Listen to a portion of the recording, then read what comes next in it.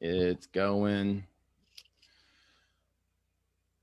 All right, guys, what's up? This is Gabe Rodarte with Vertical House Buyers and the North Houston Real Estate Investors.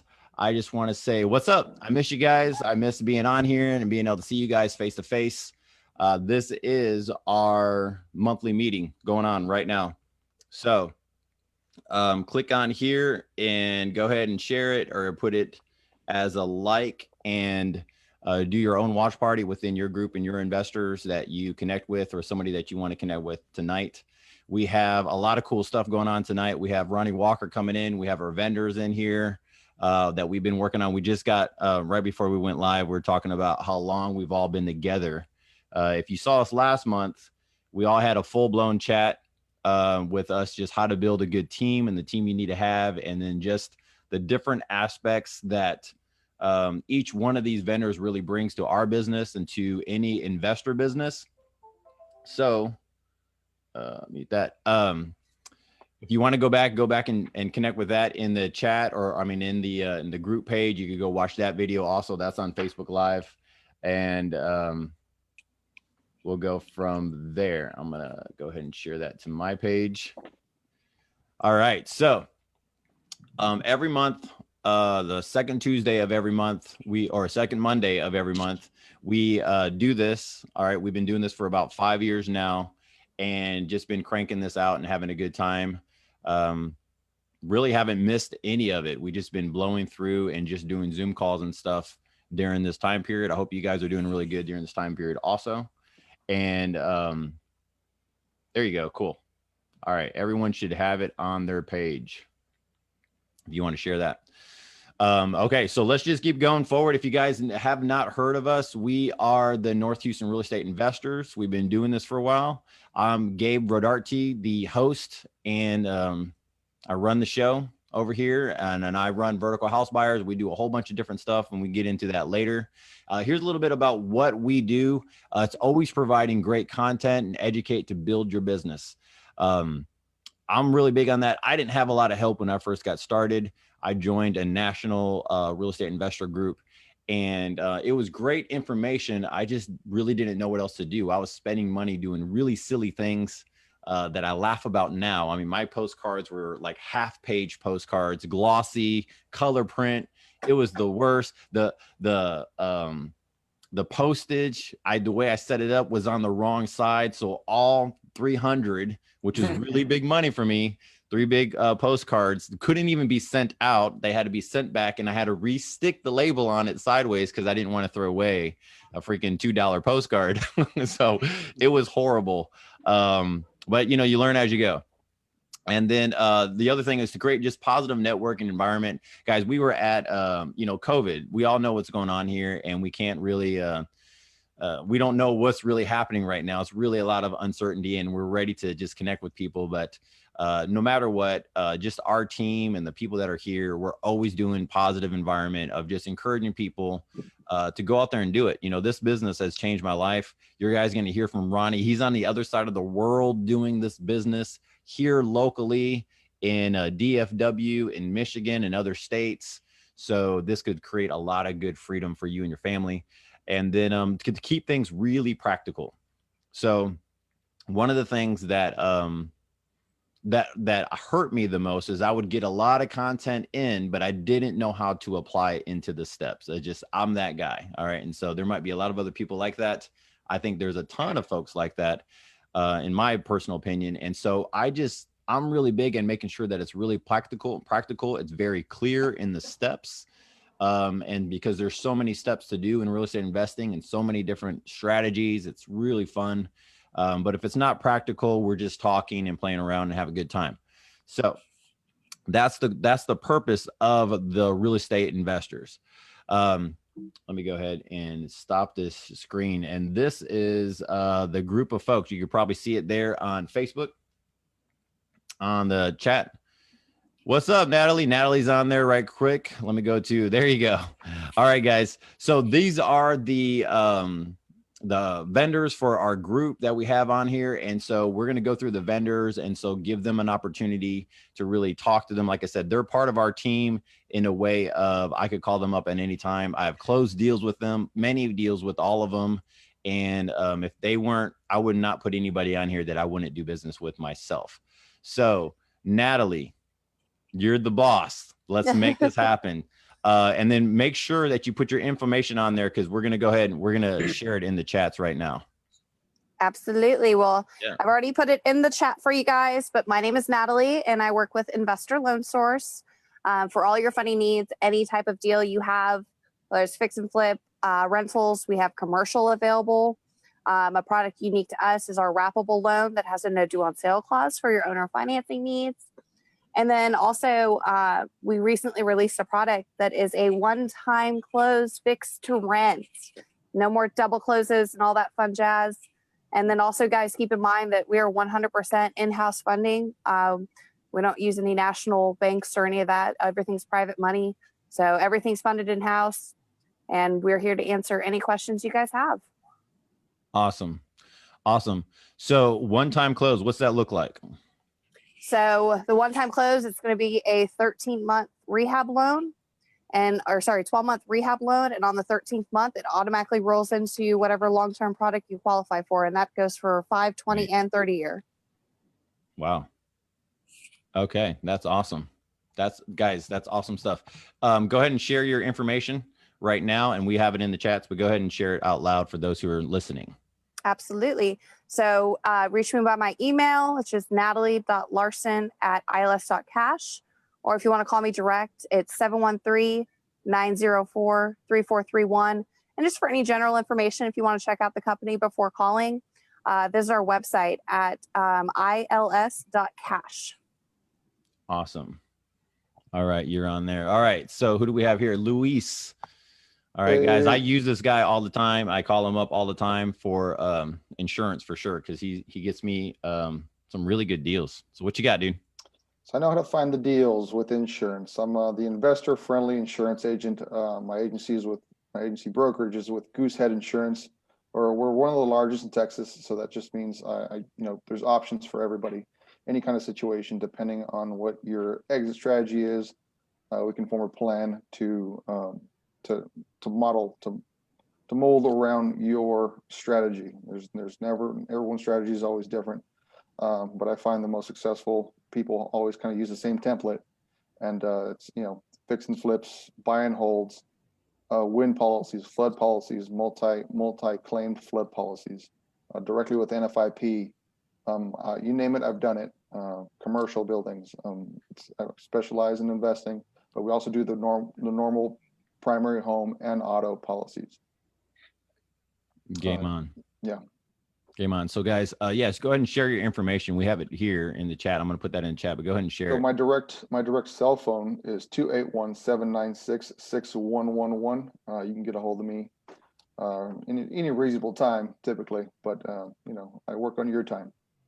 And you can also look at my website, www.goosehead.com/Luis.Landine.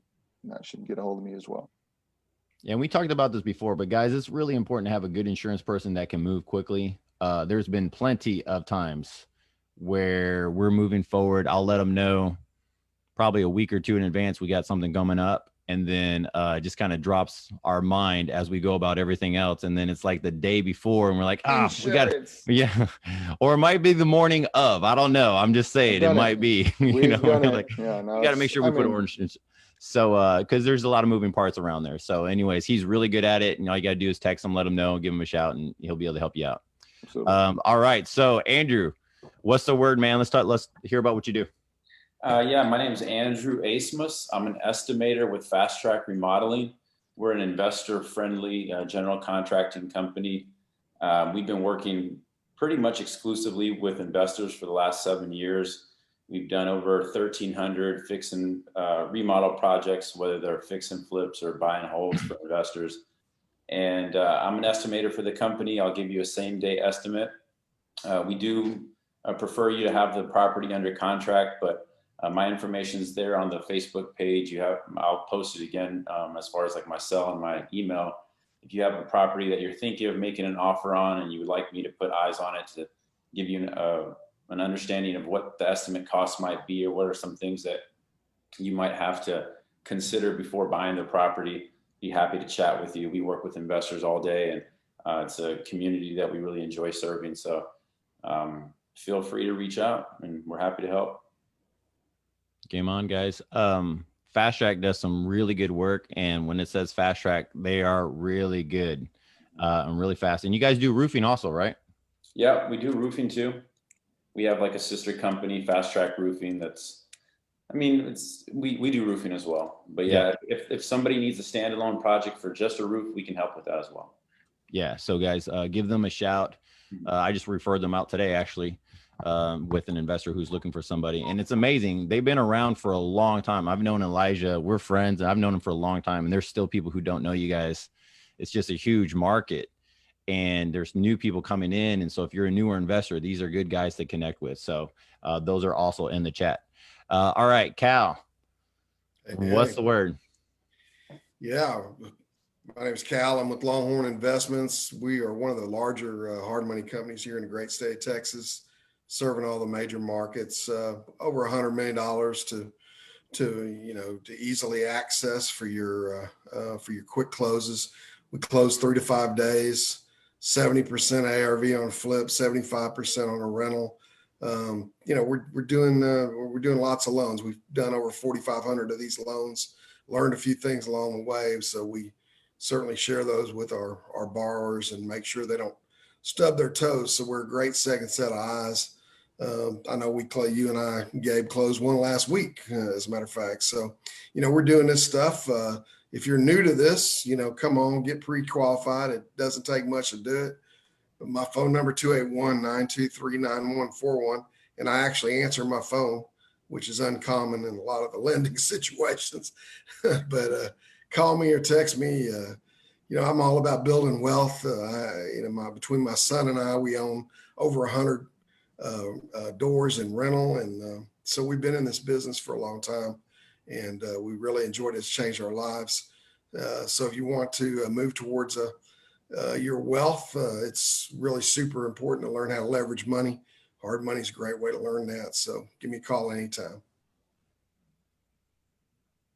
Game on. All right. I'm actually was pausing because I'm sharing this. My watch party thing wasn't connecting. All right. Cool. All right, guys. So that's cool. So these are all the people. So if you want to connect with them, they're all in the chat. I believe I have it all taken care of on my page, or if you want to come to the North Houston Real Estate Investors page. In our group, we've been connecting a lot more with people in there. Actually, just the other day, I was looking at some deals from investors in the group. So if you're in the group and the vendors are in the group, so go to the group, just, request access to the group. We get you in the group and we're all set to go. So go from there. You can share your properties. If you got other stuff to share on there, we just don't do a lot of retail listing type things on there. But most of it is all investor driven and questions to ask. So that's it. All right. So let's get going on our speaker, the man, Ronnie Walker. So for those who don't know, I'm going to go ahead. If I switch this to speaker view, does that change for all you guys? Check. Not yet. Not yet? Nope. Not for us. All right. So I'm going to go ahead and put it to where Ronnie is going to be the main view on this, guys, which means I'm going to put you guys off of there. All right, Ronnie, here's the thing. So I am, it's the beginning of this year before COVID happens. Before COVID happens, we go ahead and I talked to my wife, I talked to my team, and I was like, hey, the market's changing. I knew that was happening in January, February. And I connected with Grant. All right. So yeah. Grant Kemp, connected with him. And through Creative Cash Flow, see if it's all working right. Through Creative Cash Flow, I got to connect with Ronnie. He's Grant Kemp's partner. And learned a lot there through all of that. And so got to connect with Grant. And so, Ronnie. And so here's the thing, Ronnie, where are you at right now? I'm in Ireland. He's in Ireland. All right. So in Ireland, he's able to do this business. And not only Ireland, Gabe, first we went to England, then we went up to Scotland. Then we spent a month in Northern England in the Yorkshire Dales, you know, the country of the what's that vet's name? I can't think of it off the top of my head. And then we came over to Ireland for the last month and a half. So not only have we not been in Ireland, we've actually been able to travel during COVID and being able to set up and run our business remotely. Wow.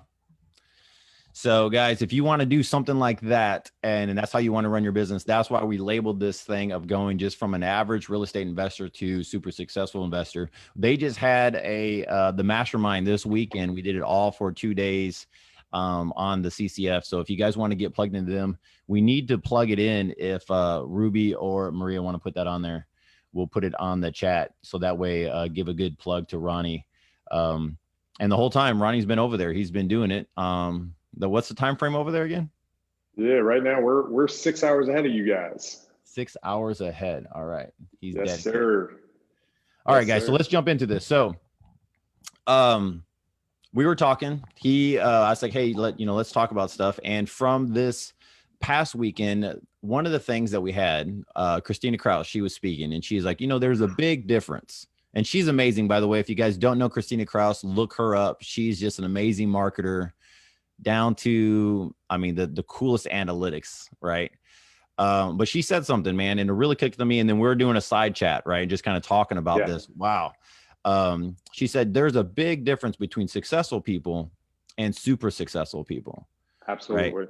And so a big difference. And then I was like, well, let's talk about that in the real estate world. There's successful real estate investors. And I would say people who know how to do flipping and wholesaling and just, they have rental properties and they have certain things that work for them in real estate investing. And then you have those who they're they knock it out of the park. They're all the way going. They have systems. They know their KPIs. They know their numbers. But there's certain stuff they do, right? That is way different than someone who's the average real estate investor. So this might be taking your wholesale company from 2 or 3 deals a month to 5 to 6 to 10 deals a month. This might be taking your flipping company from maybe 1 or 2 flips a month or even a year to tripling to quadrupling that. So we're going to go into some of that. I know you have some of the notes, right? Because I kind of pre-prepped them saying, hey, this is the stuff that we're going to talk about. And so Ronnie's a pretty cool guy, guys. So I can't wait to really hear into this stuff because we could get pretty granular. So stick around and then ask questions. So I have a team that I want to hear your guys' questions. Just come in here, ask them. We're going to dig in.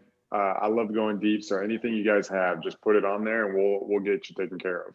All right. So let's go into the leap. All right. So we call it the leap of what it takes to make the leap into not just real estate investing of, I bought a couple houses or I never saw myself doing a flip before to really being pretty specific. So, and growing your business. So let's go into that. Why don't we, before we do that, I'm jumping way far ahead. Why don't you share a little bit of your story, 2-3 minutes of just what's your story?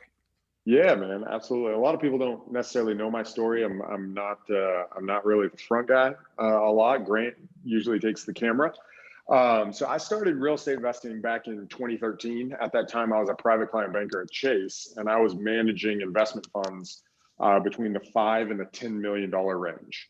Well, during that time, as I'm helping other people develop their wealth in the stock market, I'm also looking at and being like, man, how can I build my wealth, right? How can I achieve the freedom that everyone's trying to achieve in real estate? Well, at that time, I'm watching a show that everybody here knows called Shark Tank, right? You got these 5 people, let's say, freaking investing their money in these companies. Well, one of the things I noticed in Shark Tank was everybody who had money to build their product, guess where they got it from? If you look at the first, second, third, fourth season of Shark Tank, which is a long time ago now, they almost always say they got their money from real estate. So I'm thinking, what the heck? What do you mean you got it from real estate? I know friggin' agents, and nobody I know is like that, right? So as I'm doing this, I start calling people in my business, and I start getting to know it. And one dude makes a $2 million deposit. I'm like, whoa, what's going on? Okay. let me call this dude, right? So I call him up, tell him his deposits come in, blah, blah, blah, talk. And I was like, if you don't mind, like, what do you do? He's like, well, this deal, I just flipped an apartment complex. And this would, and we started talking. And once we did that, I actually moved some money for his mom. I did some other stuff. And eventually I got to go out to lunch with him. And when I was out to lunch with him, he's actually a name that everybody here, I think, would know if I was to mention him. But I didn't know him at that time. Right. And so I got to lunch with him, and he's like, this is what you got to do. And he laid out what rental investing was. He laid out what commercial was. He's like, here's a couple groups to get plugged into and you just start learning. Well, I went to those groups, took some time, start realizing that multiple of my clients had rental properties and other assets, or were either private, like lenders in some assets, and had their wealth kind of spread around, and then a portion in the stock market. Well, I went to these groups, got connected, and I heard about wholesaling. Dude on stage said, hey, I didn't want these properties wholesale to make $18,000 in 5 hours of work. I was like, what? 18? What are you talking about? I make like $100,000 a year working my tail off, right? Like, what are you talking about? And so I was hooked. I sent the dude an email. He responded to me, which was super cool. He responded to me. We had an email chain going back and forth. And he pointed me to Sean Terry at that time. Sean Terry, I bought his book, or I didn't buy his book, it was free. Read the book, was like, dude, I can do this. Bought his course at that time, which was $2,000, and 3 days before Christmas, 2012. Wow. I think that's right. 3 days before Christmas, 2012. Bought his course. Took me 3 months through direct mail. Did my first deal. That year, I did 7 deals, put some money away, and then I actually quit that next December. Wow. It was actually November 15th. I quit, and I partnered with Scott Horn and Grant Kemp back then. And that was the start. And then we did our thing. I actually sold my share of that company, went out on my own, created a solely wholesale company, did that until August of this last year. I was going to actually transition I moved to Michigan. I was going to transition into the Michigan market, kind of slow down a little bit and kind of live that kind of freedom element.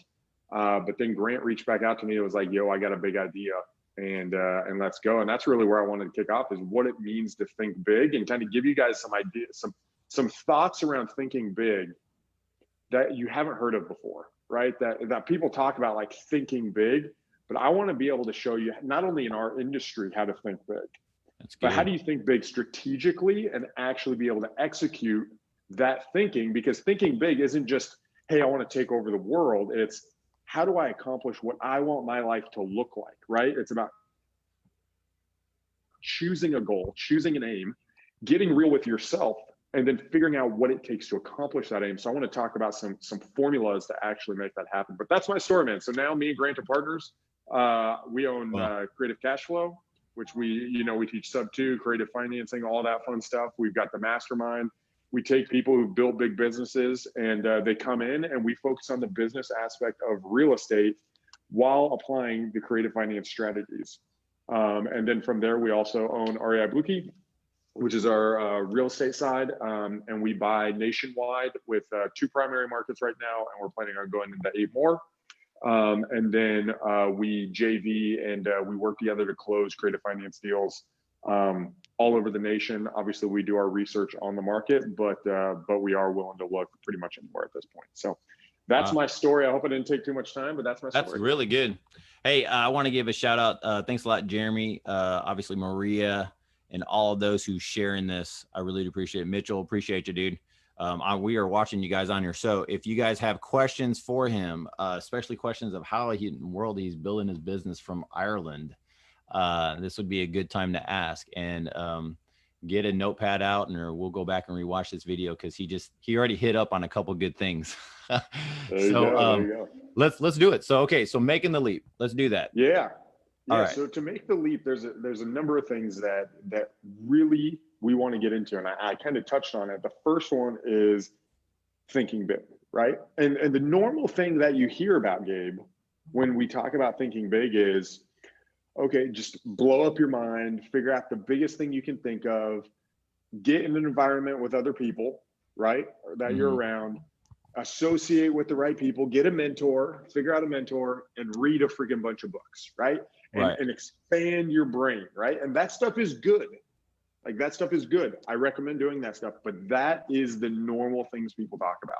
Right. When what happens is when you go down that road, you get all of this information from different places and all these, and you don't actually have a business system. You can take it and you might be able to apply certain principles here and there, but what happens is you become lost unless you have a framework to put that in.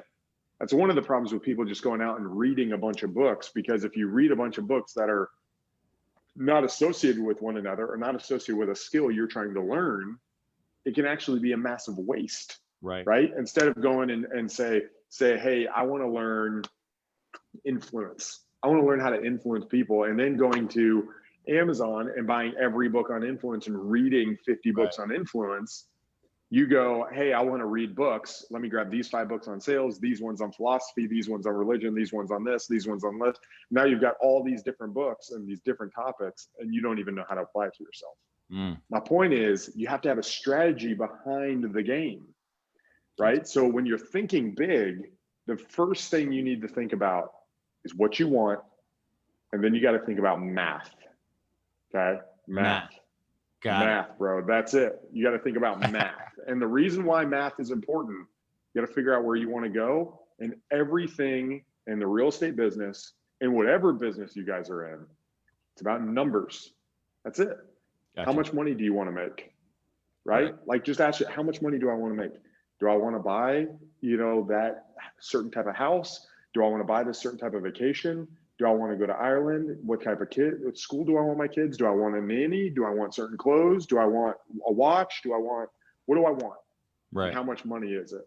And then what does that lifestyle look like? And if you can figure out those numbers, then what you can do is you can backtrack. Thinking big literally starts with the math in our game. If you can start there and you can figure out, okay, I need to make $4 million, right? Boom. You've started with a number and you can backtrack. Gotcha. Because then once you have that, the other thing about math is there's no limit. Like, you can always add. There's no limit, right? So once you figure out your number and you go to achieve that number, what you can do is then you can beat what you did before and you can work your way up.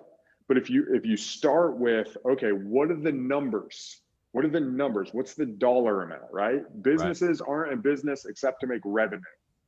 And so when you think, what type of revenue do I want to make? What is looking like a million? What does being a millionaire mean, right? Is it a net worth? Is it about my net worth? Is it about being being a cash millionaire? Is it about financial security? What does financial security even mean? Is that 100 grand in the bank? Is that 250? Is that $1 million? Is that right? What does that mean? And so being able to distinguish between those who think big, those who think small, take the math and then they use multipliers. They don't just add. They don't just say, oh, I could do this one little thing. They say, okay, at $4 million, how do I accomplish that? And they don't just go little. They figure out how to multiply it, how to expand it very, very quickly. Then they break it down into small bites. What's your insight on that? Dude, I love it. There's a couple things you mentioned, and one of the things is you call them multipliers, and one of the things I bring up a lot in our group is just the collapsing time and how to collapse time, and just learned it from one of my other mentors of how to collapse time, and so there's a lot of different ways to do it, and obviously you're leveraging of some sort. You're leveraging staff and money, resources, whatever it is. You got to look at the resources you have. And that took me a while. One of the things I wanted to ask is, okay, so you're talking about books, and I'm really big on reading books, and I really don't know unless you've already been through business, right? And you really have a business background or CEO, not even a CEO, just a big project manager background. You're going to need to grab some of this foundation somewhere, right? Yep. And so you're talking about reading books, and instead of just reading all these types of books, just really niche in on some, and that will help you grow better, more effectively, more efficiently, because you're reading 5 books of one topic and you're able to bounce back and forth, right? That's right. All right. So the big question I have on that is, how often have you seen anybody really do that? I mean, the reality is very, very, very rare. Yeah. And this is the thing is, if you read the same books that everybody else reads, you're going to think the same thoughts that everybody else thinks. Right.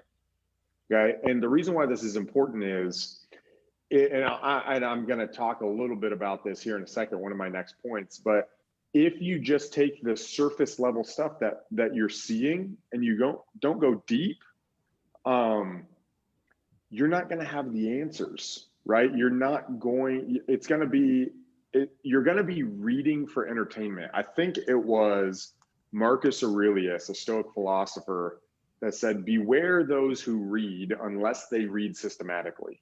Okay. He said it more eloquently than that. But the idea was, do you have a system for gaining knowledge and then taking that and converting that knowledge into a systematic plan? And a lot of times we just read, and what happens? 6 months goes by and you remember 2 things from the book. Right. Right. Which isn't bad. It's not bad to try to take 1 or 2 or 3 nuggets. It's not bad at all. And that's actually a mindset that we hear a lot though, right? We hear a lot of, if I could just grab 1 nugget from this book, I'm willing to read this whole book. If I could just grab 1 nugget or 1 idea or this audio book that you're listening to or training, and that's totally good. But one of the things that helped me is to understand, am I taking things into context or the content? You know, is it some practical things that I need to be writing down and really be learning? And like, if we're talking about sales or influence over the phone or just, you know, conversations, psychology of a home seller or your client or whatever it is, or are we talking about big perspective of, hey, how does the world really work in business? Right. That's right. And so that's one of the things that I've run into of just going and say, I've noticed within most networking groups and mastermind groups, you're going to network with people, which is really good. And they're going to bring up a book. And so now what I do is through our group, I use Workflowy now, and I have, I don't know, hundreds of books just stacked in there of me going through and saying, okay. And they're just, anytime someone brings up something, you know what, I'll put it on my book list. And now I'm looking at things differently because I've taken in so much content. There are some really good books and I'm like, man, I actually have to go back and read it. I forgot what was even about. I know it was good. Yeah. Well, and here's another thing that I came across a while back. So I was listening to a guy, this had to be 3 years ago. And he said, you know, when you're reading books, everyone thinks you got to read a book start to finish, right? Like you got to read start to finish. But if people are pulling nuggets, like what we're talking about, you got to remember, we got to be okay breaking the rules, right? There's no right or wrong way to read a book. And what I mean is, if you're going to take a how-to book and you're going to try to pull 1 or 2 nuggets a week or this to be long-term, instead of taking 6 to 10 hours to read the book, go in and read the front, read the back, read the first chapter, read the last chapter, get the summary. You're going to pull some nuggets immediately. And then if there's something that applies to you specifically or a certain chapter, dive into that one chapter. Right now, there's things that break this rule, like biographies. There's other things that are more systematic books, right? Like things like 48 Laws of Power, which is like really, really intense and meaty. You can't really jump. I mean, actually, you could jump around a lot in that book, but it's harder to pick and choose. There's not an overall summary, but that's a way to grab some nuggets without having to spend so much time. But if you are spending time, figure out a systematic way to transfer the knowledge into a place of like just so what I do is I do note cards, right? So when I'm reading, I take highlights and then I transfer them to note cards and I categorize them per category. So then I can go to my sales category or my influence category and I can filter through it. Are you serious? And I can pull out different quotes. I'm dead serious. Wow. I do that on my travels. I do that with Evernote. And then what I do is I'll take the stuff from Evernote, my quotes, my things. I just finished reading Art of the Deal by Donald Trump. I'll go through, I've got all my notes from that. I transfer that into my commonplace book. I stole the system from Ryan Holiday. And I basically keep that same style of system. That way I have knowledge that I can grab. But that's one of the things when you're reading, that you want to do is when you think about a way to systemize it, think about a way to gain access back to the knowledge, right? So it doesn't just get lost. What's really interesting is we're going to transfer over to how this, if you're listening and we're getting more people looking at it. If you're listening, this will actually relate and transfer over to your business, because you have to do a system for everything you do. We got 3 kids, and I realized I listened to some podcasts a long time ago, and the guy was like, I was teaching my kids that everything has a place. And I go, oh, man, that really makes sense. And so our kids know that everything in our household has a place. Now, is it in a place right now? I don't know. I don't want to go upstairs to even find out. But yep. I can go in. I go, guys, is that the place for this? And they'll say no, and they'll probably laugh, because the Legos don't belong over here. But they know. And it helped me actually understand that, hey, even in doing books, guys, this is the thing from going from average real estate investor to super successful real estate investor, is not only are we going to talk about business stuff tonight, but he's literally downloading awesome stuff of when you're taking content, find a place to put it to where you could go back and grab it. Well, and you know this, and I want to get through the rest of this because we're just kind of stopping on one of them, but like I love watching and learning business stuff from different people on YouTube, but even my YouTube videos, right? Even when I'm watching YouTube videos, when I'm sitting there, I can just take it as entertainment and I can just sit there and absorb it, right? And not necessarily remember and go back. But I have a systematic way of categorizing that video based on the type of videos, whether it's sales, business, leadership. I categorize it and I save it. And then while I'm doing it, I actually take notes on my phone and I categorize it and tag it. So that way, when I'm looking at that topic, I can come back. When I put my notes together for this session, I just grabbed my notes of both the stuff on my note card, both the stuff in my Evernote. I grabbed notes, reorganized things, took stuff I've been teaching from the real estate side and some presentations I've done, reorganized it, and it's stuff I've already done, right? Even some of my strategies that we're implementing in our business, I pulled from my strategy and I'm putting it in here for you guys, but it's all about a systematic way of putting this together. So should we get on to the yes, let's get going. We'll be stuck there. Okay. We got stuck on the books, bro. Yeah. We got stuck on the books. You'll sidetrack me. I'll go crazy. So the next one, I don't want to spend too much time on this one, but the second one to going it is confidence. People under-realize how much confidence plays a thing. And what I want to say is start with small wins. Do small things to win, because small wins combined and they start snowballing into big victories. Okay. So what happens is you win. You hear the phrase like people work in darkness or at night and nobody ever sees it. And then all of a sudden they're an overnight success, right? It took them 3 years to become an overnight success. Right. What happens is it's small victories, right? It's small victories when nobody else is around. And when you're coming up with your idea in your confidence, one of the things that you can say, like when me and Grant were getting together and we're talking about like taking over the world, right? That was kind of our thing. Like, hey, how are we going to take over the world? One of the things that I did is I picked. Are you the brain? You're not brain, right? Are you brain or are you pinky? Which one? Oh gosh, I don't know. I'm probably a little bit of both. So like we took 5, like I went to 5 people and I said, hey, this is our idea. And I tried selling my idea to them. And I just wait and looked around and basically said, okay, TJ, okay, Brent. Who else I did? TJ, Brent, and a couple other guys. But I basically said, this is what we're looking to do. Some of them were like, dude, that's kind of crazy. Other ones like, bro, that's amazing, right? Like you could do that. One of the guys I shared with was like, well, I thought you were helping me build my thing, because I had part ownership and another thing. Another dude, he's like, what about, are you going to be able to do me? I was like, I don't know. I'm just asking, right? But what happens is as you start doing that and people start responding to you and you have small victories, your confidence starts building. So what happens is you're able to walk the walk, right? I would encourage everybody in the room to do this. Okay. Everybody who's listening should do this. They should find, obviously with COVID, I don't know how this is going to work, but they should find $1 million neighborhood that has some open houses. Okay. $1 million neighborhood. You got some open houses. I want you guys to go find that and set up a time and show up to the open house and walk around the house like you could buy it and figure out how you feel. What does it feel? Can you walk around like you're going to buy this house? Or do you feel weird and awkward and why am I here? And or go to a Bentley dealership, right? Or go to a McLaren F1 dealership and walk around. Does the guy come at you? Does he talk to you like you're going to buy? How's your body language? Are you nervous? Do you not know? And what happens is that confidence, like building that allows you to play in the ring, right? Because people can smell it, people can see it. And if you can develop that through small wins, through being able to, turn up into massive victories, having a vision and knowing where you're going, it's the way you walk is going to attract people.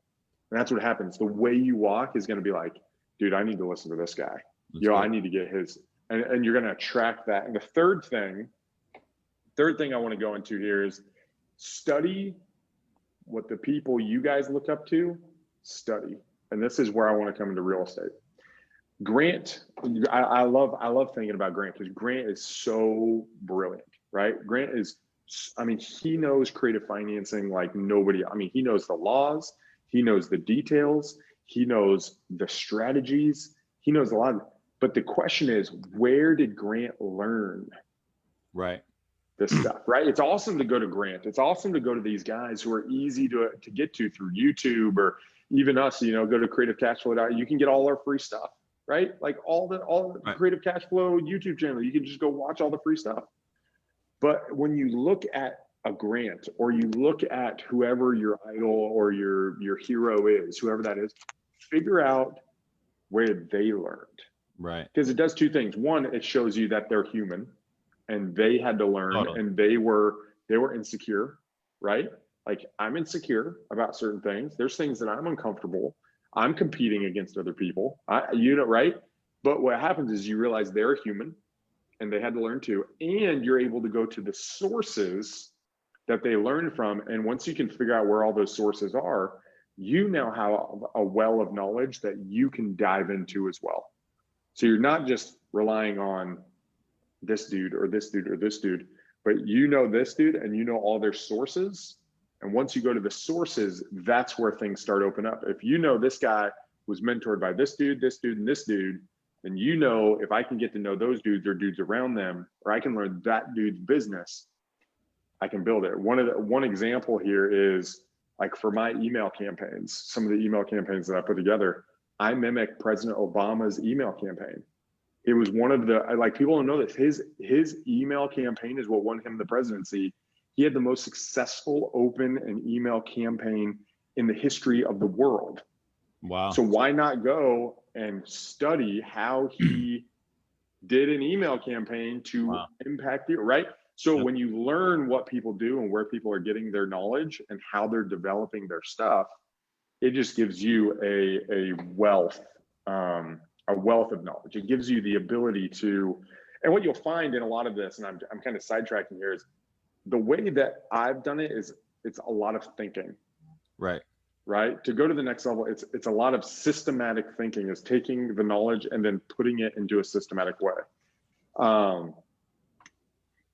Let's see. I'm going to blow through these other ones. Next one is imagination. You got to have imagination.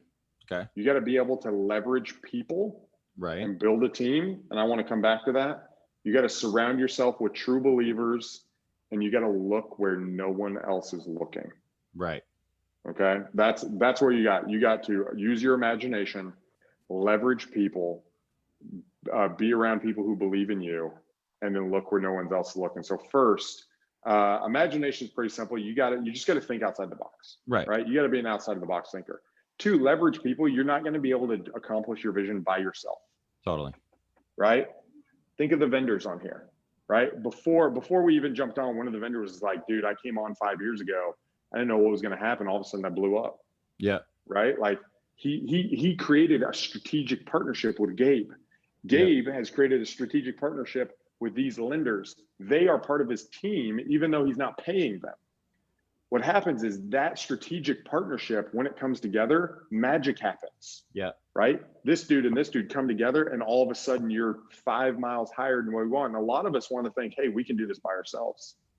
We can go that. But what you got to think is, okay, who are the people around me who can help me get where I'm going to go? And how can I help get them where they want to go?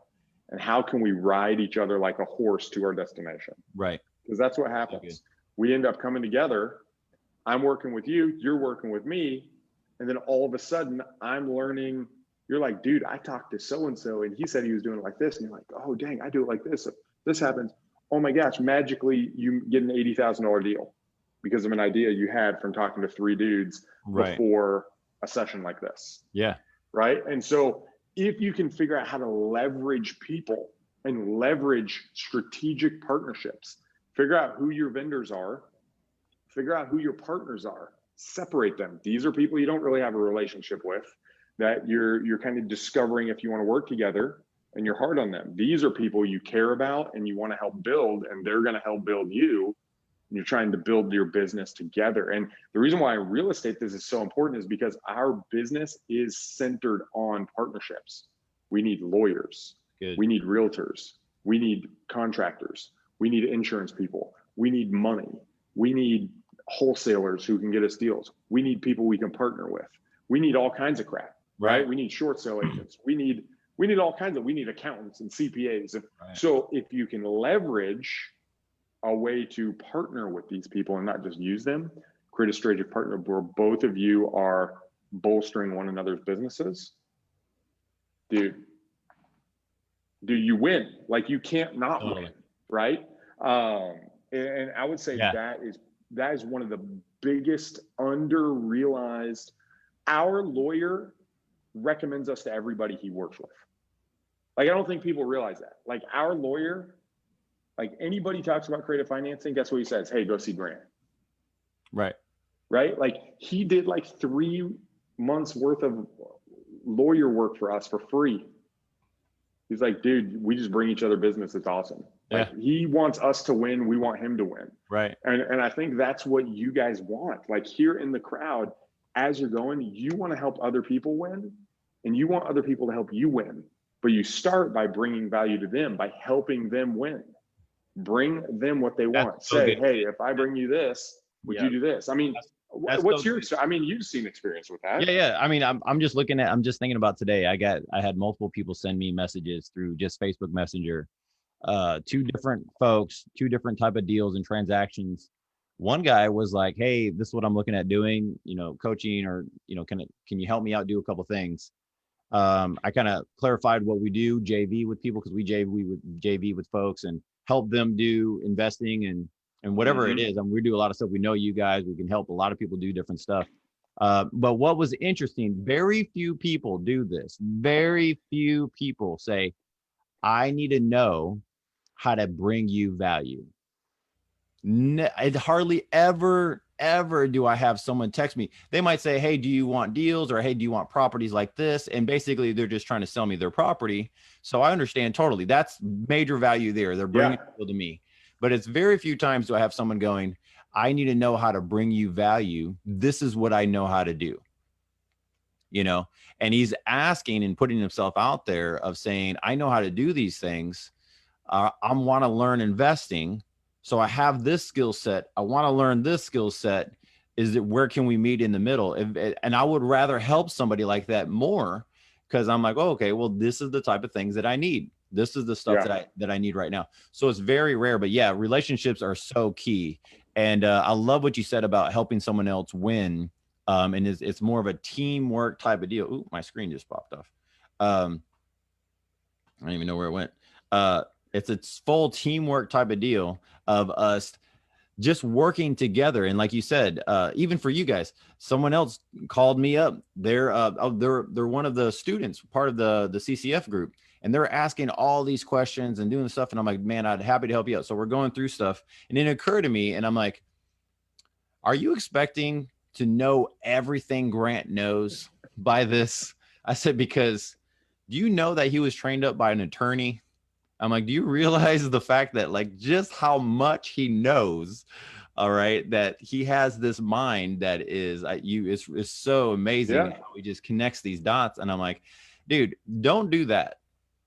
Let's grab some deals. Let's grab some properties. Let's start working on this other stuff. And so we start working together and trying to get him to get some other deals and other properties going. But it takes this this unity really of just Absolutely. really working, and it's just going back and forth. So anyways, I don't want to take too much on that. We got a lot to go over. Yeah, no, that's the thing though, is when you can come together and you guys can work on what you're good at, like bring something to the table. And if you ask somebody, like them coming to you, if you ask somebody for something, bring something to the table, right? Don't just be a vampire, right? Bring something to the table. They'll love you for that, right? For sure. Like they'll do that. So the next thing I want to get in here, and just a couple things. The next one is the next one I have on here is develop your skills. So outside of thinking big, figure out what skills you got to develop.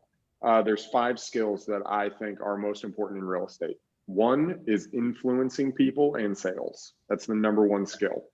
That if you start anywhere, that's where you guys need to start. Influencing and sales. Everything in this business, I don't care what anybody says, everything in this business is sales. The second one is networking, reading people and understanding just how to read people, what their body language is. Are they lying? Are they not lying? Are they trying to manipulate you? Are they a snake? Are they a gorilla? Are they a pigeon? Are they loose-lipped? Are they, right? Being able to kind of read people. And so that way you can work together with them. So what was that top? What was that? Influence and sales number 2 is what? So influence and sales is 1. That's 1. Okay. Number 2 is networking, how to network. Number 3 is reading people. Number 4 is leveraging people, very similar to what we talked about, strategic partnerships and using other people or hiring and bringing them on your team. And number 5 is learning, how to learn. Okay, those are my 5 skills that you guys should focus on. And then from there, the next thing is you need to figure out where your deals are coming from. Figure out where your deals are coming from. In this business specifically, you got to know where to get the deals. And here's the thing, it changes. Right. And so if something changes, for instance, like foreclosures, when COVID hit, something changes and that's where you're going. And then all of a sudden something gets dried up. You got to be able to have a systematic way of looking for opportunities. One of my mentors says, we're opportunity seekers. We're not wholesalers. We're not real estate investors. Really, we're opportunity seekers. Right. That's why he's in Bitcoin. He's in real estate. He has a medical marijuana company, right? Like he's an opportunity seeker. He's not in real estate. He's not just a real estate investor. And so figure out where your deals come from and double down. When something works, go in 1,000%. Right. Right. When something's working, dial that up, dial other things down. Direct response marketing. I don't know if you guys know much about direct response marketing, but it's people click, people buy, right? Well, in direct response marketing, everything is tracked. And so the things that are performing high, they put more money into. Well, the things that are not performing, they cancel out and they just delete them. One of the people asked me, how do I get such a high response rate for our marketing? It's because we do exactly that. We track every single campaign, and the stuff that doesn't work, we eliminate. The stuff that does work, we put more money into. And then we look for ways to separate out things we're doing and then eliminate the stuff. So that way we can get more and more targeted on the leads that are working, that drives up the response, that drives up the motivation, and we completely push out the other ones that aren't working. If you can figure out where your deals come from and you can track them and figure out more ways to separate, more ways to quantify, more ways to stack, you can start creating a really boutique target towards your ideal audience, your ideal seller. Right. Specifically, I'm talking about sellers, where you're getting your houses from. That's freaking golden, dude. So that's where I would start. When you talk about like, man, what does it take to make the leap? That's what it takes. It takes thinking big. It takes strategic partnerships. It takes knowing where your deals are coming from. It takes knowing what type of skills you need to develop in yourself. And the the other thing, and I don't like to bring this up because people they mention it all the time, but it does take systems. It takes an ability to stop winging it. And the reason why I don't like building that up is people focus on systems way too fast. You don't start with systems, you end with systems. Once you got crap happening, then you figure out how to systemize it, right? There's an element of Absolutely. survival, Right. And I don't know where everyone's at, but there's an element of survival. And I think the survival stage is longer than people think it is, right? People think, oh, I got to survive, and now I got 100 grand in the bank, I'm good. Right. Like, you're still in survival. Right. And so being able to pack revenue to the table and really get you comfortable so you can take back and systemize, that would be the next thing, is systemize so you would stop winging your business. That's great. I was talking with an investor yesterday, and he was talking about the deals and stuff that he was doing. He's doing a lot of flips, and it's really good. And he's like, man, I have this stuff set up, and I have these operations set up. Now I'm just kind of wondering what's next. And I'm like, well, how much are you putting back into yourself? And he's like, what do you mean? I was like, dude, if you have this stuff set up, this is an awesome opportunity. Go back and hone down your legal side. Go back and hone down your tax strategy side. You're going to have to now you're doing more volume. You're going to have to relook at your tax strategy, right? It's not where it was last year, right? The things have changed. You're making more money, or things are going around, and you have a team. You're going to have to relook the legal side to make sure that you're taking care of your covered and the other stuff. Maybe your insurance. Go back and learn some of these other things because you're at a different level. And so it gets geared up. And I think that's what this is so good. So keep going, man. So we have are we ready to go to the next one? Yeah, we are. We're all good. Right. So did you want to go and hit up the multiple exit strategy lightly? Yeah, we can do that, or we can do where to focus, whatever one you want to focus on. Let's do where to focus. All right. Real estate investing, where to focus. Yeah. So where do you focus? And now is slightly a different time because of COVID. Okay. Right. And so we could talk about general, and we could talk about specific. General, when you think of, okay, I'm trying to be whatever your version of successful is, starts with focus, and it starts specifically with the channel that you get your leads from. It's where everything starts. Okay. And we talk about this when we're trying to get our first deal, but I think most of your crowd's already gotten their first deal. Right. But what we think is, okay, think of like Michael Jordan, right? When Michael Jordan was sitting in practice, he dribbled the ball, right? He went back to the fundamentals. He figured out, he mastered those things, right? He wasn't an and one basketball player, right? He wasn't all these tricks and stuff, but he mastered his game. So if you can start with marketing, where we get our first deals, master where your leads are coming from. And when you do that, you want to turn it to where it's a dial, where you can dial it up and you can dial it back. Nice. And then you want to be able to jump, and you want to be able to have low cost and high results marketing. So, and the idea that one of the things I want to caution people against is, it's not about the number of deals per se. One of the things me and Grant started saying recently in our internal meetings is, it's not just we want to do 1,000 properties a year, but we want to find the best deals and do that 1,000 times, right? So it's not just, hey, let's do 1,000 deals. No, where do the whales live?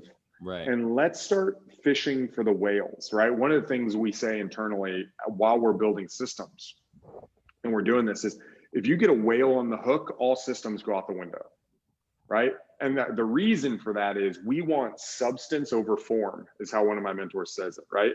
We want substance, not just form. We don't want just people going through the motions to go through the motions. Like, we need systems so my admin and my ops manager and our VAs can make sure it's done correctly, right? Like, that's important. And we want that. But like, you get a whale on the hook, which in our organization, a whale on the hook's over $50,000, right? It's going to be 50 grand or more. You get a whale on the hook, that thing goes to the front of the line. It doesn't go through the system. It doesn't do anything. It's whale on the hook, do this, whatever we're trying to accomplish, like it just jumps to the front. Right. And like, you got to know where those whales live. That's so good. Right? Like, where do they live? Where do they fish? Can you get one a quarter? Can you get one a month? Can you get one every 6 months? What does that look like? Where do they live? And then milk that channel. Because once you get one on the hook, dude, those whales change your business. When I was wholesaling and doing deals just constantly, right? 5, 6, 7 deals a month, 12, 15 contracts that you're trying to wholesale pushing, you're going through that and you're excited and you're excited and you're excited. But what happens is, a lot of people have talked about this, your expenses start creeping. You start spending money on on all kinds of stuff, on education, right, on systems, on all this stuff, and you are scattered and you're not systematic. So, you're doing 6 deals a month and you're making $85,000 a month, but you're spending 70. Right. And it's like, I mean, this is real. This is how this game works, right? Real talk, for real. And so what happens is you get a whale on the hook and it completely, like, that's your profit for the quarter, right? Like, you do a $100,000 deal and it's like, I made $110,000 this quarter. And you're like, yes. Yep. And one, that's not a good way to do business, first off. But that's what happens. And so if you can figure out where your whales are, you can hit those more frequently and more often. And then if you can focus on what generates the best revenue and then cut the stuff, like I said earlier, that is either generating whack, wherever, like it's revenue, but you're spending more money than you're getting. And the waste. What happens is now you lean towards profit and you minimize your expense. And that's how you want to run your business, right? That's the direction you want to go. So when you're focus on your marketing. And specifically right now with COVID, what you want to do is you want to focus on low cost marketing. I'm real big into direct mail. A lot of people know I'm big into direct mail. I feel like I've honed that. But right now you want to focus on low cost marketing. Right. A lot of things are changing. You want to follow up. And right now we're transitioning to where a lot of our follow-up is through direct mail, in addition to some of the other things that we're doing. But if you can figure out and you can hone where your deals are coming from, is it seller direct? Is it JVs? Is it banks? What are, if you can figure that out and then focus there, is it other wholesalers? Is it, are you buying on the market? Are you successful? Like, wherever you're getting deals, figure out where that's at and hone in on it. Right. Because if you can hone in on it, then you know where your lead source is and you know how to grow it, expand it, dial up, dial back. Yeah. Right. And that's really, that's where you got to focus. And then you got to focus on the whales. You got to focus on less deals, more revenue. Right. Right. A lot of people talk about more deals, less deals, more revenue.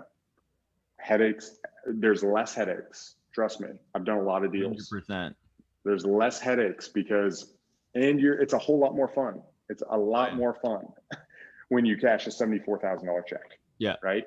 Totally. Than when you cash a $5,000 check and you got to pay your sales guy $1,000 and you got to pay your dispo guy $1,200 and it's $3,000 and the end of month just came up, so that money just went to pay the salary for your admin, right? Like, that's not fun. Yeah. What's fun is you make 70 grand.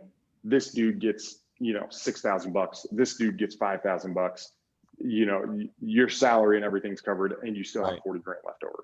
Yeah. Right. Like, that's when it becomes fun, because now they're making money, you're making money, everybody's happy, rather than everybody being stressed on these little tiny deals. So that's where you want to focus. You want to hone that. And if you can hone that and you can take it, not just because what happens when people get successful, they start doing deals, they start focusing on other things.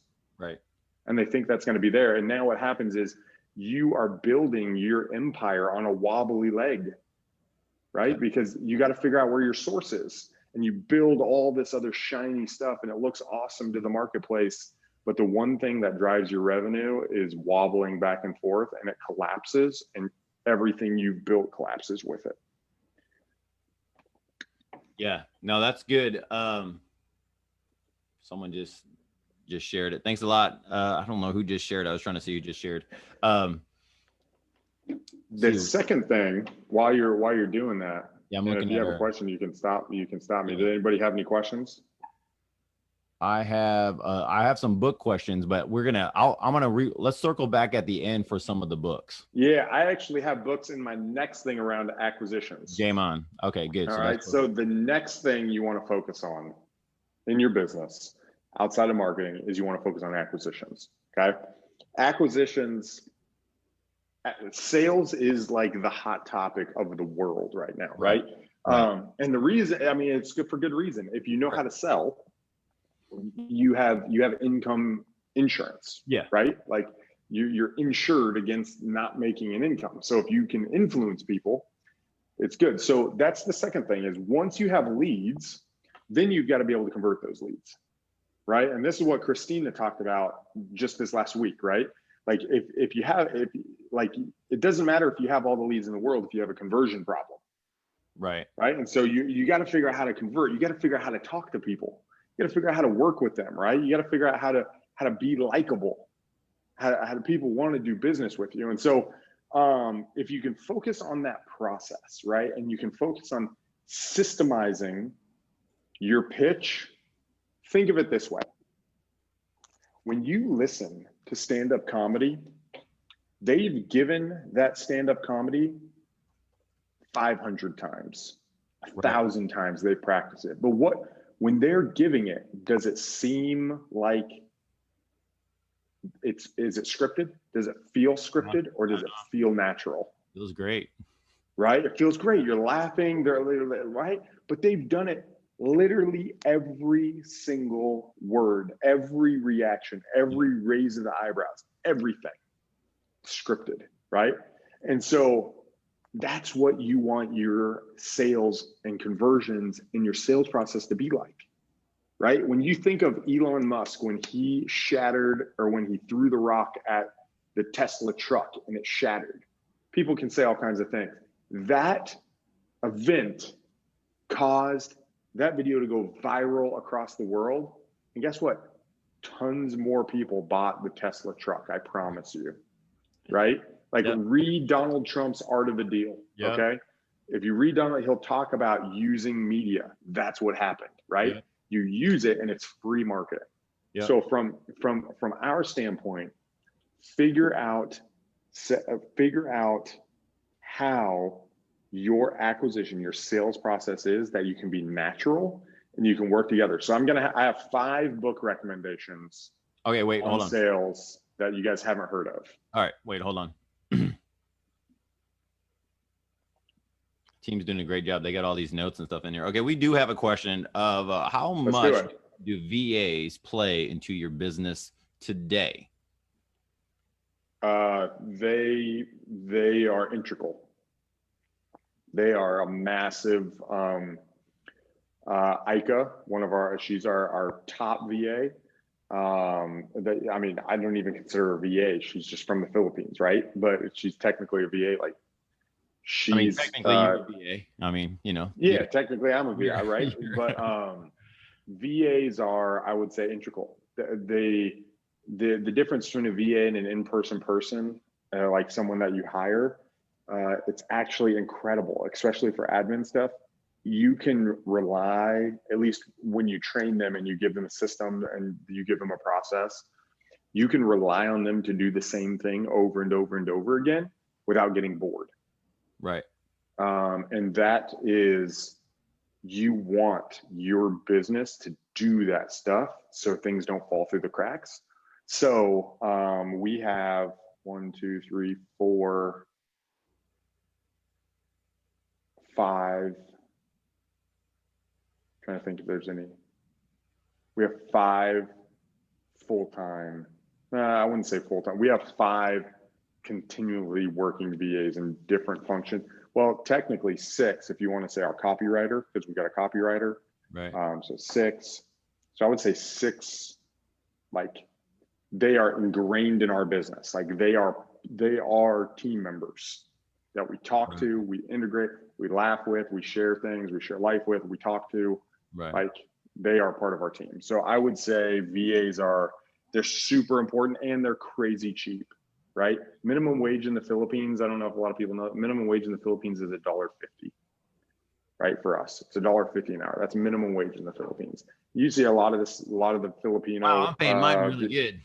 Right. Well, and what you have is a lot of people in real estate hiring VAs. So obviously the price has gone up, right? Demand's gone up. So they're making 8, 12. But you can still, if you negotiate and you bring them on your team, a lot of these people are being let go and used and let go. Like if you bring them on your team, like you can bring them on for $4 an hour, $5 an hour, especially if you offer bonuses. One of my VAs is on here, and she's really good. So she's listening to the whole time. There She's on this other channel, so she's doing great. But she's loading up all this stuff, and she's an integral part. And this one of the things that in Roger, that was from Roger Vasseur. And if you have a follow-up question to that, it's totally cool, man, because it's not very often we're going to be able to get a hold of Ronnie to be able to do something like this. But the reality is, go ahead. Oh, no, I'm sorry. Go ahead. Keep going. I was going to say, there's plenty of times, like there was something that she had going on. And then we talked about her coming on later on, and she's like, hey, do you want me to clock out? And then I'm like, no. She's like, well, my hours and everything. And I'm like, I need you to be readily available. That's totally okay. Because you have a team. Like you would do that if there was somebody in your office, right? You would say, hey, look, you know what? You're here to 5 o'clock. You're here to 5 o'clock. You don't have anything going on. Find something going on. I know there might not be nothing right now. Like, if you had an office, you'd be like, you know what? In the meantime, clean something up, work on something. You know what? In the meantime, have your VA watch some YouTube videos or do some trainings or something else if you're planning forward. And I think one of the things that we both, so Ronnie and I, we'll talk about PBD. So Patrick McDavid all day long because he has great content. And one of the things he was talking about when it talks about the speed is really planning out. Some of your time has to be focused on the future, right? That's right. Your next growth cycle. And that's what you're talking about in real estate investing.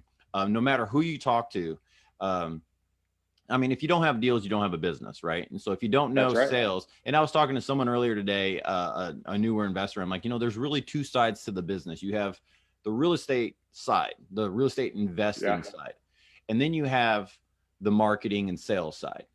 And you have to have both. They're really two separate companies, really, if you really look at it. If you look at like the transactional side, it's the same way, no matter what deal. It's the people that make the deal different, right? That's right. So, and granted, every house is different, every piece of property is different. I get that part, but it's real estate. It's pretty simple to really look at it. So when you really look at it, you're looking at this you're running multiple businesses at one time, and I don't even know what I was talking about. I was so jazzed up. We were talking about VAs and I got way off. But anyways, guys, so I don't know where I was going now. Roger, if you have another question. There you go. So just a quick hack for acquisitions to kind of tie us back a little bit. On acquisitions, one of the great things, dude, you got me so excited that you just forgot where you're going. I love that. Sorry. One of the things you guys can do is get your VAs. If you guys really want to just take some massive headache off information, get your VA to listen to your acquisition calls and put notes in your CRM and if you train them based on the script and what to look for, at the end of the call, I do this, just like we are doing this right now. At the end of the call, when you tell whoever what you're going to do, like on the call, you tell them you're going to do something. You say, hey, I'm going to have my team do, and that's the key word for the VA to write out their to-dos. So it's like, okay, cool. So this is what I'm going to do. I'll get back to you at XYZ. I'm going to have my team do 1, 2, 3.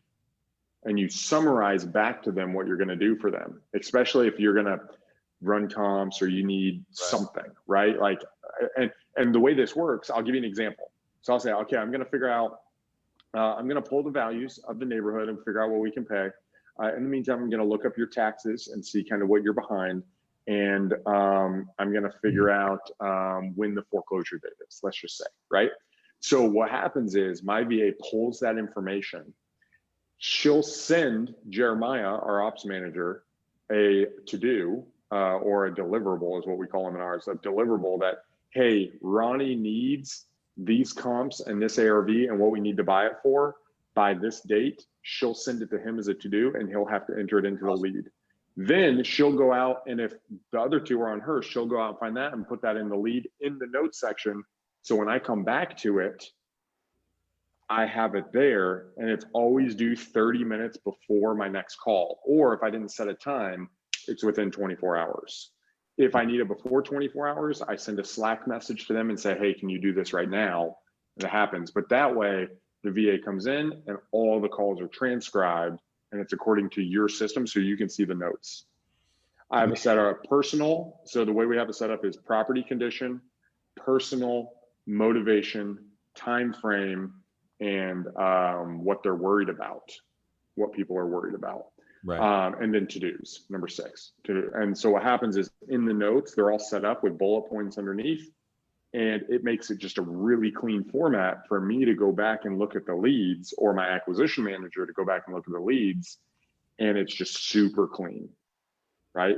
It's super clean. All the notes are there, and my acquisition manager doesn't have to worry about like typing all the notes into Podio, right? Man, and going that direction. So good. Man, so that's a quick tip on VAs. Like I said, I love VAs. I hope that answers this question. How long did it take? Yeah, so there's a follow-up question, but I figured out what I wanted to do. All right, go ahead. All right, so the whole reason why I was saying that is that I'll let the team know, because we're talking about exponential growth and Patrick McDavid. And so when I realized that, I started looking at how to plan out steps. Yeah. And so I don't have all the data I need to plan out steps, right? And so, but I know I need to go in that direction. So I'll let them know saying, hey, can you go on YouTube and pick out 3 videos on this topic or this particular program? And what I'll do, I mean, even if I go, like whenever we were moving to PropStream, I was like, hey, I need videos on PropStream. Yep. You know, I'm not even going to move over to PropStream until we're going to have videos on PropStream, because I figured I need to know if this is going to be something that I really want to do and how I want to do it and whatever it is. I knew I was going to lean towards that way, but I wasn't ready. I was doing other stuff, but I'm a busy person. You know, I don't want to go and jump into something and then figure it out. That's the most frustrating thing. My team knows me. If I'm on a Zoom call and we're all on FaceTime, chatting and everything, I'm like, this is just so frustrating. And I'm just listening to them. They're like, you got to touch this button and do this over here. And I'm like, you know what? Send me a video. Go fix it. Send me a video. Guys, this is the power of just having a team around you. And that's what he's saying, leveraging people. Jeff, what's up, man? I haven't seen you in a while. Roger would just ask, and then we could just keep going. When's the first time that you had a VA? You've been doing this since 2012.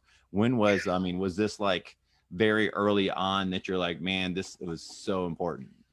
Dude, I got my first VA what was our first VA? So just so everyone knows, so I personally have managed very little VAs. It's always been my assistant. Almost always my assistant has managed them. And I just said, this is what I want. Go do it. You bring it. I look at it. I change the way. So just for full disclosure, it's not necessarily always been me doing it. However, my very first VA was a VA who pulled the tax records from the county. We were pulling the water list from DFW, every city, 129 cities around DFW, and the daily appointments of sub, foreclosure, probates, and affidavits of heirship from Dallas, Rome. That was probably 6 years ago when I got my first VA to do that.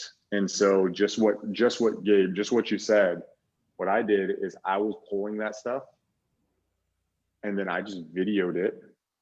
I hired my assistant, who was the chief administrative assistant to the president at Children's Medical Hospital. I brought him on board. He came. We met twice a week in person for like 4 hours, downloaded what we wanted the week, went over what we did, where we were going. And then he basically took all that admin stuff off of me so I could focus on sales 100%.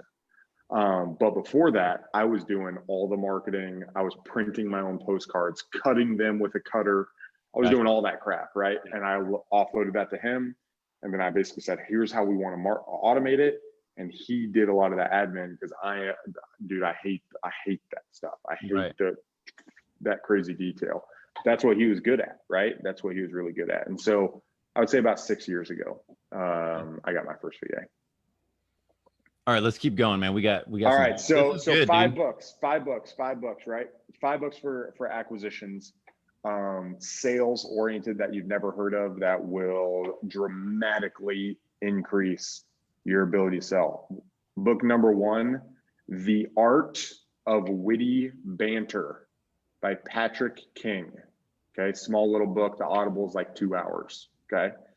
The second book, is Pre-Fluence by Robert Cialdini. The third book is, I said it earlier, The Art of the Deal by Donald Trump. I don't know what you guys think about Donald Trump, but he was a dude before he looked at the president. And if you want to know his formula, he goes over his formula and how he negotiates in the book. It's incredible. Number 4, The Challenger Sale. The Challenger Sale by Matthew Dixon and another person. Book number 5, How to Sell Your Way Through Life by Napoleon Hill. And then book number 6 is Crucial Conversations. It's by 4 authors. It's a group. It's about high stakes conversations when things get intense. And then if you want a bonus book that I didn't write down for you guys, a bonus book is The Laws of Success by Napoleon Hill.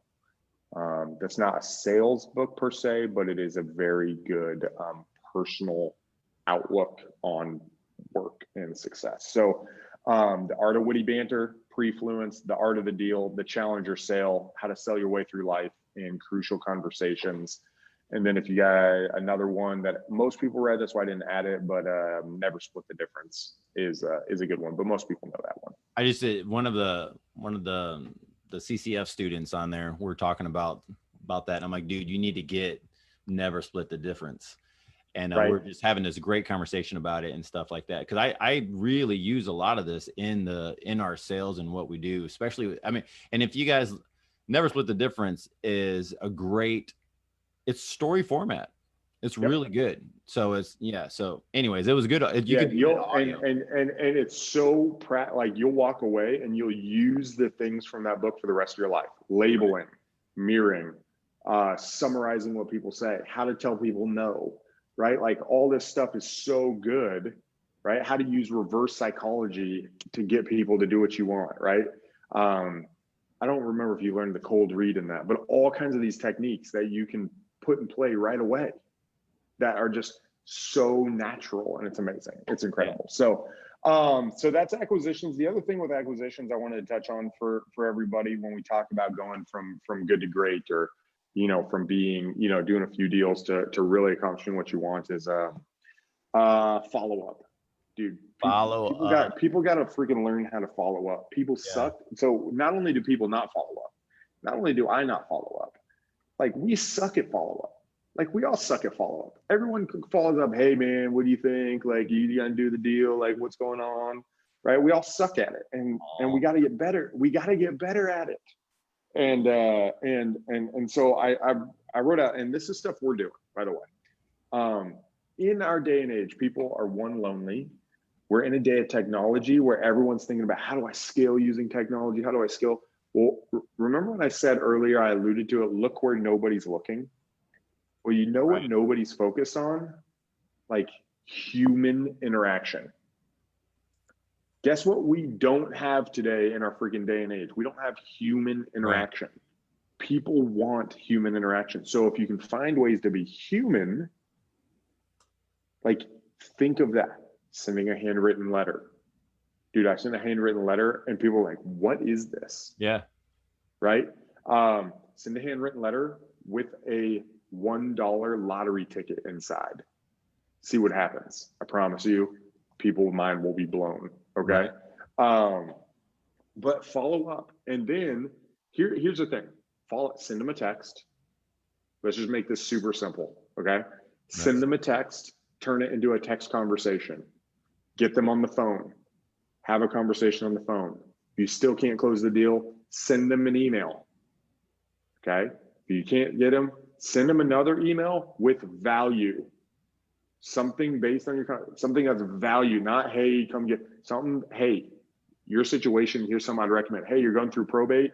Here's some things on probate. Hey, you're going into foreclosure. Here's 7 things you should consider with going through foreclosure with where you're at. Here's all the different options in foreclosure you have. Send something of value to them and then text them. Hey, I emailed you based on this. I know I'm probably not going to buy the house, but I was, this is something I think you should look at, right? Next thing, if you're on Facebook and you're not an influencer and you're a nobody, not right, like I'm a nobody too. I don't have a bunch of friends. Like I do this now. Friend request them on social media, right? Just friend request them. You'll pop up. They'll look at you. Send them a DM. Hey man, thanks. Start talking to them. Blah, blah, blah, blah, blah, right? Send them more about, hey, cool. Now that you're on here, check this video out. This is something cool I thought. What you're trying to do is you're trying to stack the value, right? People, think of it like this. When I was dating my wife, right? Back when I was dating my wife, I reached out to her. We did a long distance relationship. I reached out to her and she didn't want to talk to me. Okay. She was not interested in me right away. I reached out to her. We were engaged in small conversation. She kind of responded, went dark. I asked her if I could call her. We could do this because it was all through social media initially. She went cold. She was interested. She wasn't really interested, but she wanted to know, is he committed? Is he going to pursue me? Is he going to put it? That's what our seller, like they want to know. Are you committed? Are you going to pursue? Are you going to give value? Are you just going to be needy? What are you? Right? Are you classy? Are you not classy? Are you just trying to jump to the final act? Are you willing to kind of, walk through this process and give value and not think about yourself? Sellers are thinking the same thing now, and sellers are thinking of a different thing now. Sellers are also thinking, there's all these jokers out here. Yep. Everyone's trying to buy my house. Why would I go with you? So if you can separate yourself, right? Everyone talks about being the last person. Be the first person. Be the one who makes an impression and tell them. You said earlier about bringing value, people asking you to bring value, right? That nobody does that. You know what else nobody does? I did this today and the dude didn't know what to do. He's like, I've got a house over here. I was like, I want to buy that house. And my point is, nobody comes out and says right away that they don't say what they want. Like what happens is we get caught up in the sales process. No, I got to ask these questions and I got to grab motivation. I got to do that. And we never tell them we want to buy the house. Totally. Like how crazy is that? How crazy? Like I've literally helped people walk through stuff and they've never told the person on the other end of the phone that they want to buy the house, like they actually want their house. Yeah. Right. You don't want to be needy. You don't want to be crazy, but like tell people that you want to buy the house. Yes. The second book was Prefluence by Robert Cialdi. It's in the chat. I just saw it pop up. Okay. Sweet. In our chat and the one here. So, so anyway, that would be it. So follow up, get better at follow up, be cool, invite people out. These sellers are humans. You can hang out with them. They're not weird people, right? I mean, some of them are weird people, but like, they're not weird people, right? They're other humans who have a problem and it's okay to hang out with them. It's okay to go take them out to dinner. It's okay to tell them you'll buy their house and take them to sushi right? Like there's no other business that you don't court your client and make the kind of money we make. We are in a very unique business that we can make $50,000 without spending a year of time building a relationship, right? Like, so take a chapter out of the book of some other industries. So this is live, right? So someone's going to come and see that. Here's the thing. So there's a couple things that we do. This is what Vertical does. So Vertical House Buyers, this is even in the beginning, whenever I was helping people, like when I first started to help people, like really the beginning of this networking group. So 4 years ago, I remember walking a house with someone and we're walking in there and we're talking to a lady and I don't know if the wholesaler brought me the deal or I don't know how the deal got to us, but I'm there and I'm like, listen, they're kind of stumbling. I was like, look, I just want to let you know, I'm here to buy your property. Like, that's why I'm here. And I don't just show up to properties all the time. And I don't know if you just let people walk through your house and hopefully they'll do it or hopefully they don't. And, you know, you kind of make a joke out of the whole thing. It's like, but really, in all honesty, I'm not here just to look. I'm not here just to give you an offer. I'm here because I want your house. Like, this is what I do, is I buy houses. And on the way home, or driving together on the way home, the wholesaler was just like, I've never thought about this before. The fact that, yeah. And that person still uses that. I know they still use that sales line today because they told me. And so, but the turnaround was, there's a great conversation, is a great deal.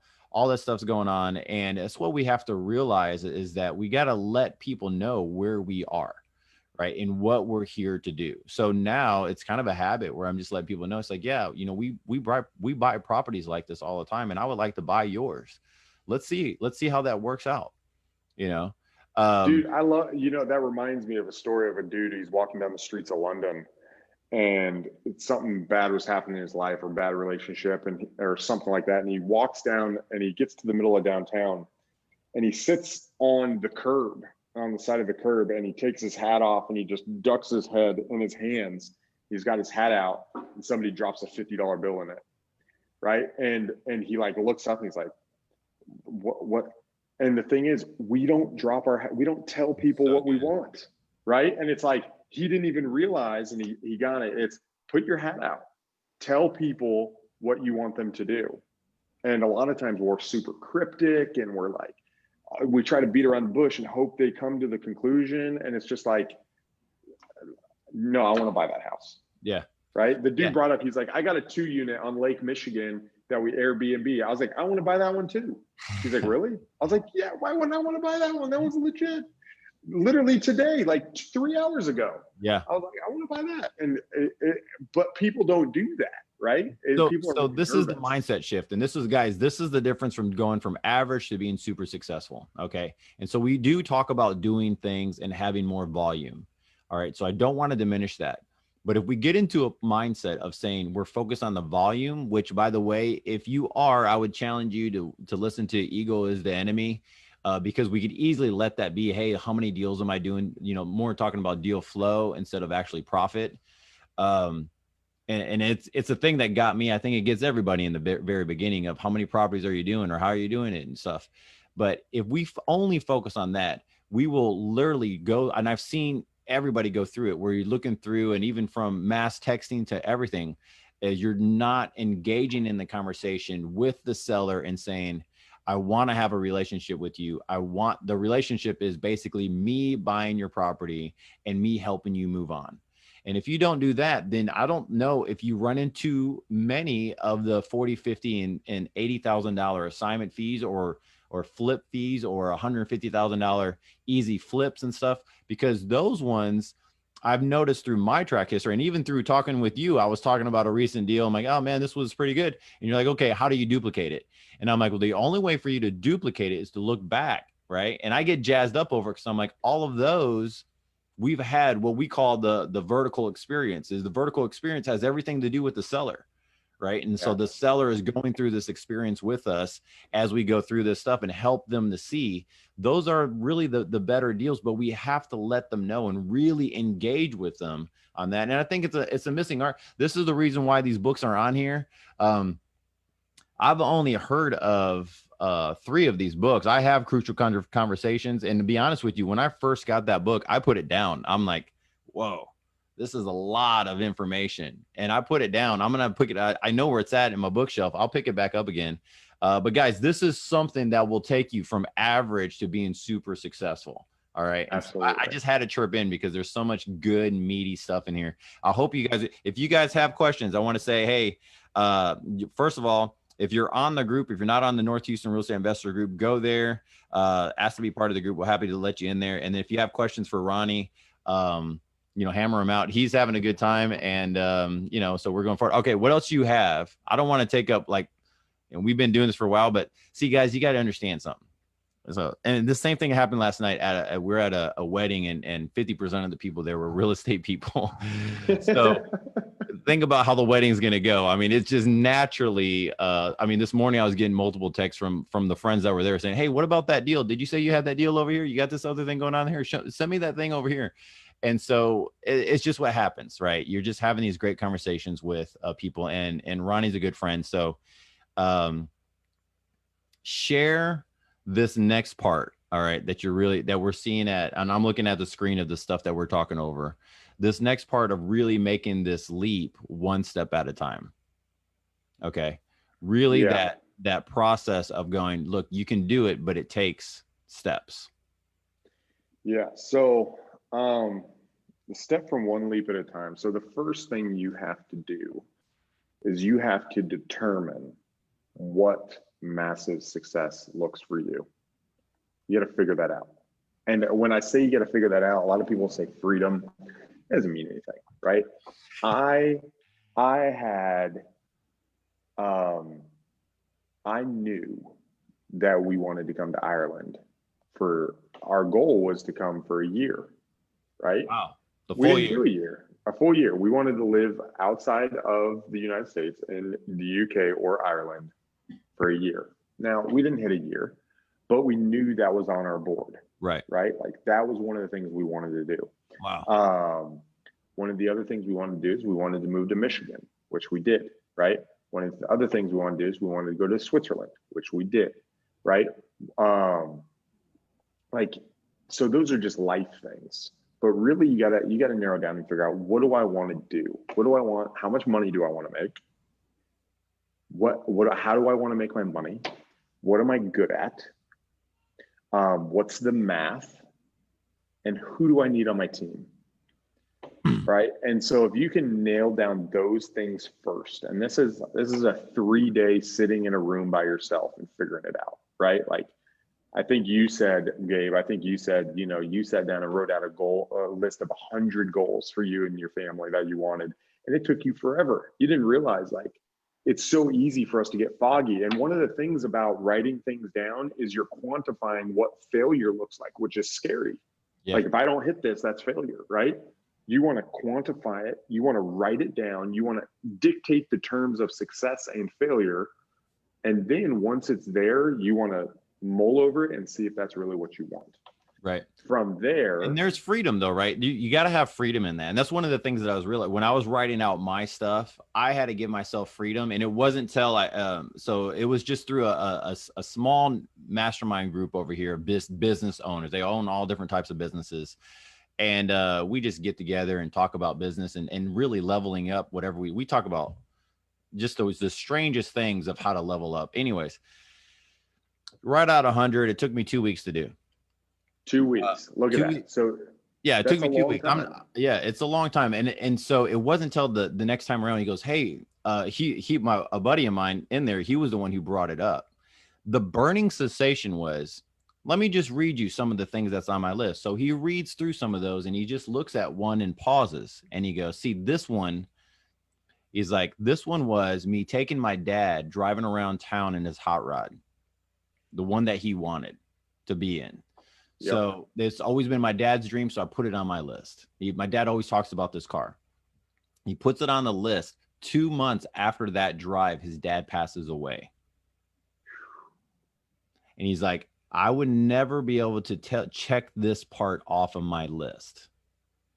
And man, that's the part that got me, because I'm going, there's stuff on my list that has a timeline that I think I have more time to accomplish. And then then it took me a little bit, and then I was getting on my list. I was like, you know what? I need to get this thing done. And then there was this freedom. He goes, and you know what? You're going to go back and change your list anyways. You just need to get the stuff out there.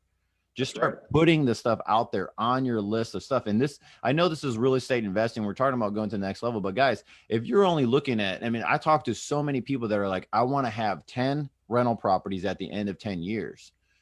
And they're like, okay. And are the 10 rental properties all paid off? And so I'll go through the math and everything. And they're like, well, I want this and I want this and I want this and I want this. I was like, okay, so you really have a 5 to 10 year plan. You just don't know it yet, you know? And they're like, well, I don't want to do anything besides buy rental. I was like, so you go through this whole thing, and it's not till I sit down with them. I'm like, this is their plan. Their eyes get really big. And I'm like, but we can adjust it. Now, Now we know the Correct. math. So I didn't want to we know cut you the off too much, but guys, I would just want to remind you, as you go through this, you're going to take a leaps forward. You want to become from average to super successful. You got to give yourself freedom of saying, you know what? I need to put myself out there, and I could go back and readjust some of my goals because some of them don't need to be on the list anyways. They don't even That's need right. to be there, you know, but you need to That's start right. putting yourself out there. Absolutely. Well, and as you start doing that, you'll figure out what success means to you, right? What does super successful mean to you? And I think that's really the key, right? As you're doing that. So number two, after you've done that, once you've kind of written out those things, the next thing I would say is figure out who you need in your corner, right? Who do you need in your corner? And I can't, having the right person believe in you. Gabe, I don't know how to say this because it's so intense.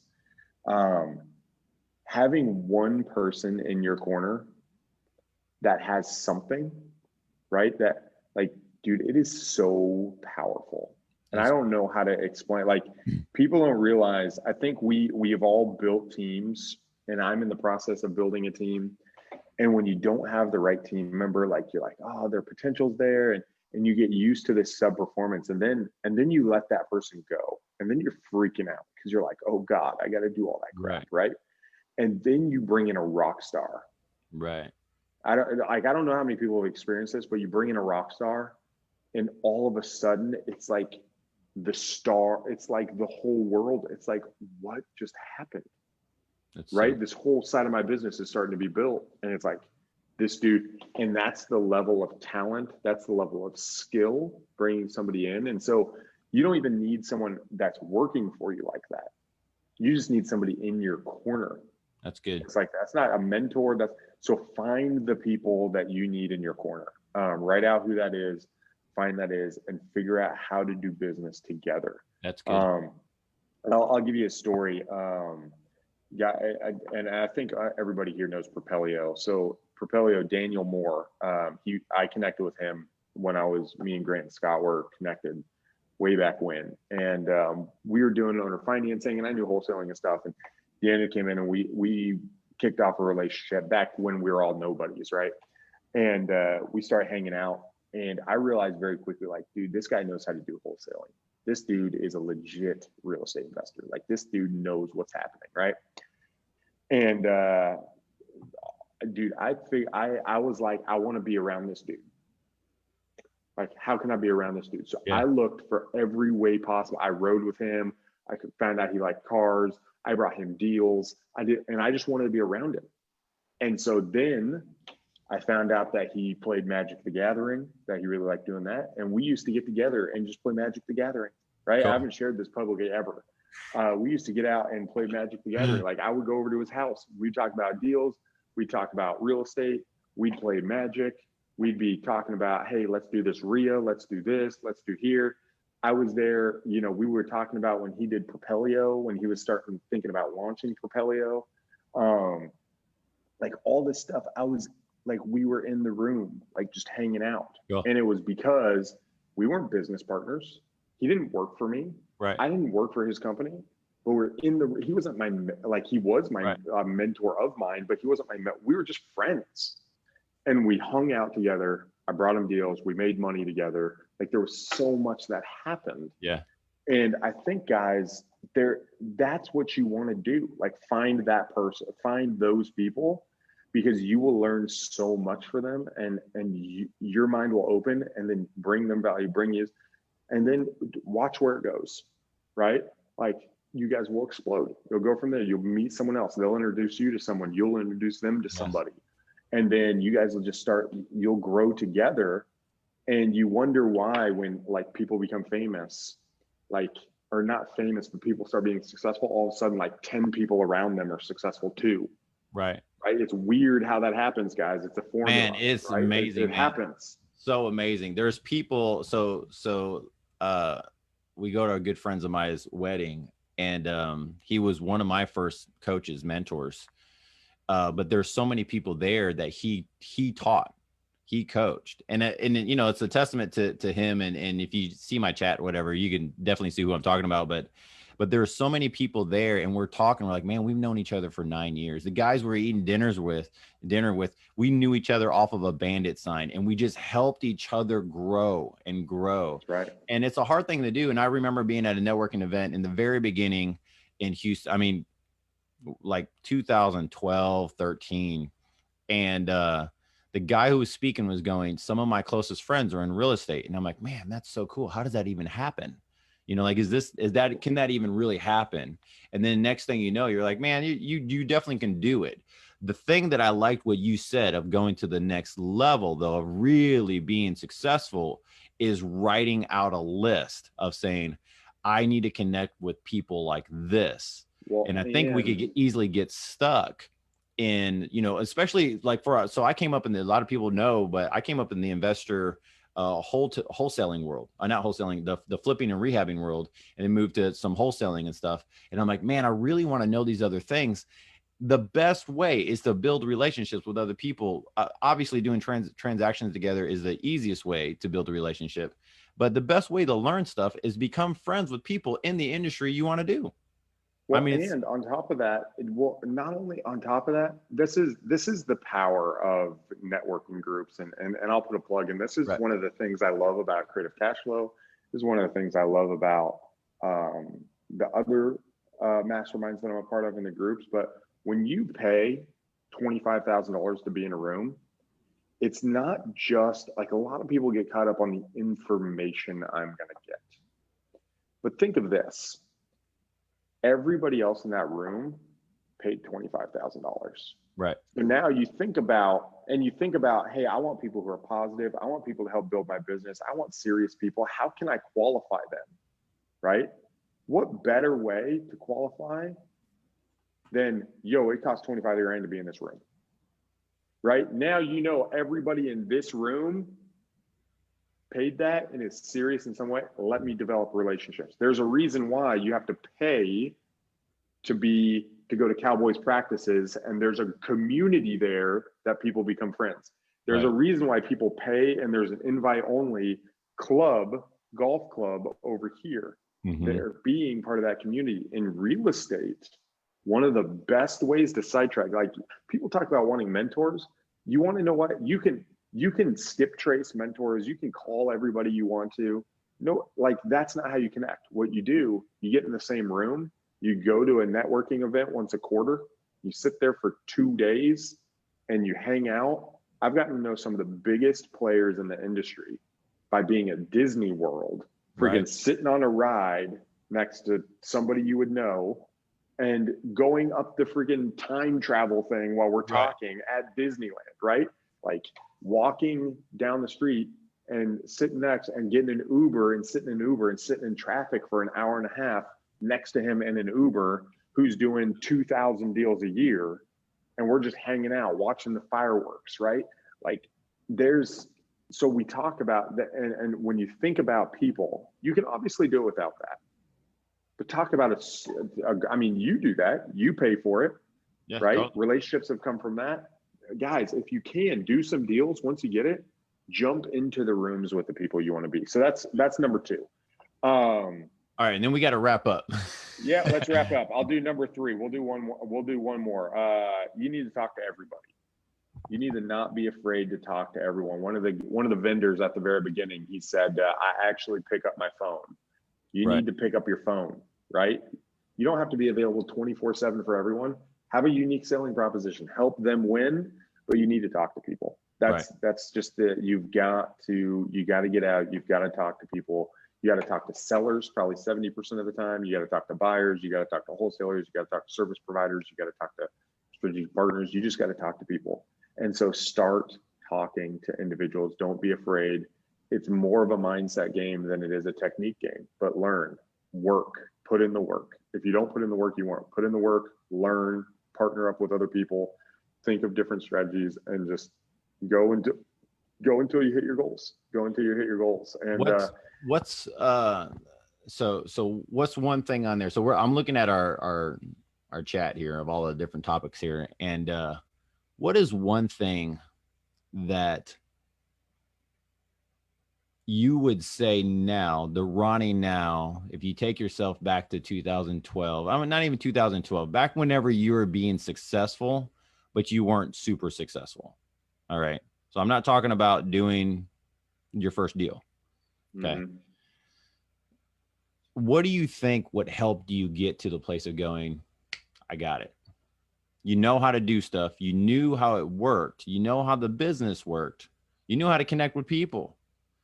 What was the thing that goes, okay, this is what's super successful? This is what that I got it.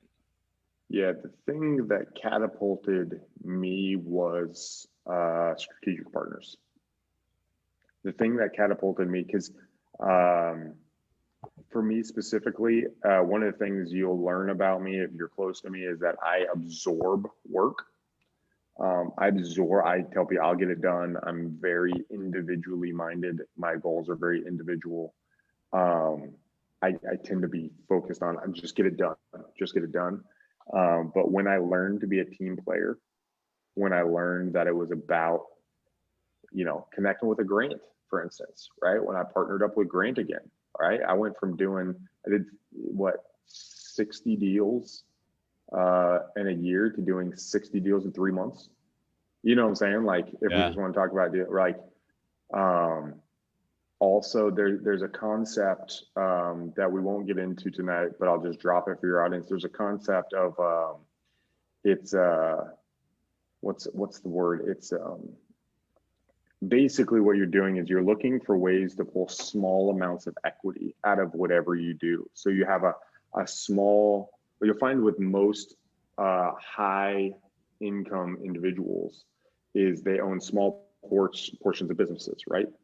But think of, instead of wholesaling and getting a $20,000 check, think if you wholesale, got a $5,000 check, and then the dude who was going to hold it long term, you got 30% of the profit, right? So what you're doing is you're creating a co-partnership where you own small pieces of things.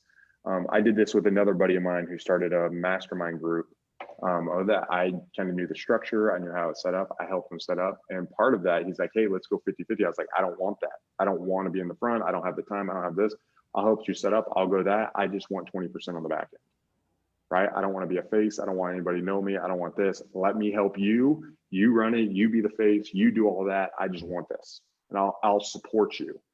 But what you're doing is you are creating partnerships in order for you to provide value and then get paid for the value you provide, whether people know it or not. But now if you build relationships, you can help this dude make money and help that dude make money, help that dude make money. And hey, Gabe, let me connect you with this dude and let's do this. Oh, by the way, let's work on this together. Hey, I don't want to part, but I'll do this. I want 15%. Right. You keep 85. So my number one thing would be to not underestimate the value of working together. And I think on top of that is not trying to get paid right away. I used to try to get paid right now all the time. But you think of like YouTube is all free content, and yet people don't get paid on YouTube by like ads and stuff. Like people get paid based on the relationships and the reach, right? Like they have attention, and that attention pays off on the back end in different ways. Like Gary Vee talks about giving stuff away for free. I don't 100% agree with everything he says, but one of the things that you don't realize, he gets paid like $1.5 million to do a speaking engagement. Yeah. Why do you think he does all his stuff for free? Right? Like people pay him $1.5 million to do a speaking engagement. He does 7 of those. Think of how much money that is, right?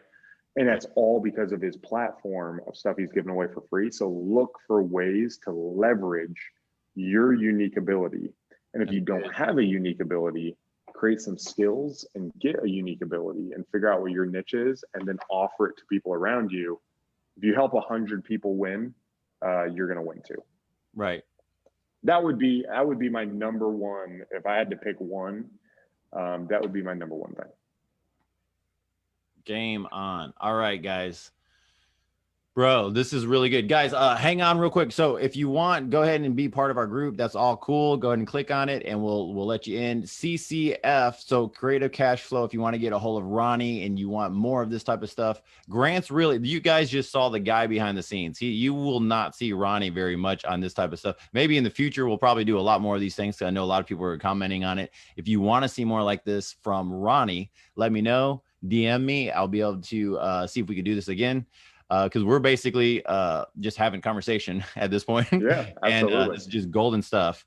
You guys have seen Grant probably on YouTube or Propelio or something to that degree. And so connect with Grant on there. We'll put the links in the comment. And then also for us, let me see if we just kind of close out tonight, guys. This is us.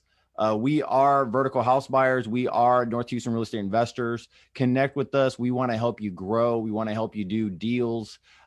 We have people text us at multiple different times throughout the week of just saying, hey, I have a deal. Help me process it. Help me map it out. We'll close on the deal. We'll help them do it or help them assign it or flip the house or buy the house ourselves. We're looking at properties. We're looking at land deals, mobile home parks, RV parks. We look for all types of stuff that's real estate related. We have land, we have 8 acres, and we do all types of stuff over here. And so if you want to get a hold of us, connect with us on this page. All right, you're probably connected somewhere on here through Facebook, or just call us 832-263-2613. We'll be able to hook you guys up and just have a good conversation. So with all that being said, let me cancel this out so we could say, Ronnie, dude, I appreciate it. You're probably like, I don't know if your heart's racing right now and you're ready to keep going, or you're like, dude, I'm ready to go back to bed. I don't, what time is it now over there? It's probably like it's 3 a.m. It's 3 a.m. Although I'm excited. I can keep talking for another 2 hours. I know, man. I know. Everyone else is probably going to go to bed and you and I could keep going. So guys, this is the fun stuff about real estate investing. You meet awesome people. And once you know the basic stuff, once you know the steps, you can start having conversations and other stuff at a different level that really helps you out, just boost to a new place. And so that's why I wanted to go about it in this manner. We could go through some granular things. We could go through, Ronnie has helped me with some other type of marketing that I've done. I mean, we could go through some really granular things of just how to do real estate in general and real estate investing and talking to sellers. And who knows, we might actually do that. But guys, this is the fun stuff that really helps you go to the next place. And because tomorrow morning, or in a couple hours for Ronnie, I'm going to be back at making phone calls and doing my business. So this is that high level thinking. So guys, thank you so much. Thanks for tripping on here, and go vertical, guys. Have an awesome night, and we'll catch you later. See ya. All right. Close this out. See you guys. Woo. Are we off? No, we're not off yet. We're not. No, watch out. Watch.